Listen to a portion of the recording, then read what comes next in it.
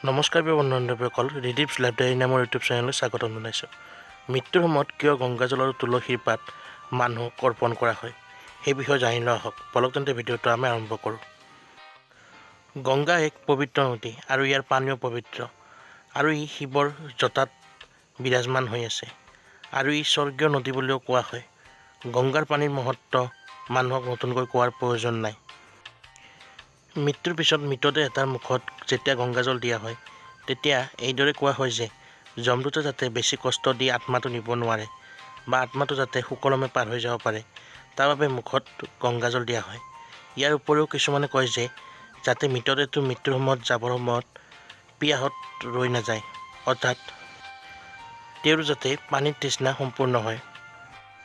দ্বিতীয়তে, মৃতদেহক তুলসীও অৰ্পণ কৰা হয়। ইয়াৰো এটা বিশেষ কাৰণ আছে। তুলসীৰ পাতটো যেতিয়া মৃতদেহত ৰাখে, তেতিয়া এই তুলসীৰ পাতে যমদণ্ডৰ পৰা ৰক্ষা কৰে বুলি কোৱা হয়। আৰু তুলসীৰ পাত যিহেতু বিষ্ণুৰ প্ৰিয় হয়, গতিকে যমদূতে যমদণ্ড নিদিয়ে বুলি কোৱা হয়।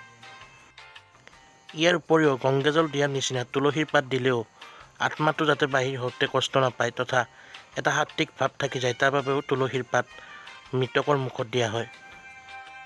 বন্ধুসকল, ভিডিঅ'টো চাই কেনে পাৰে তলত লাইক, কমেণ্ট আৰু শ্বেয়াৰ কৰি জনাব, আৰু সদায় ধৰণৰ ভিডিঅ' পাবলৈ আমাৰ চেনেলটো ছাবস্ক্ৰাইব কৰি দিব।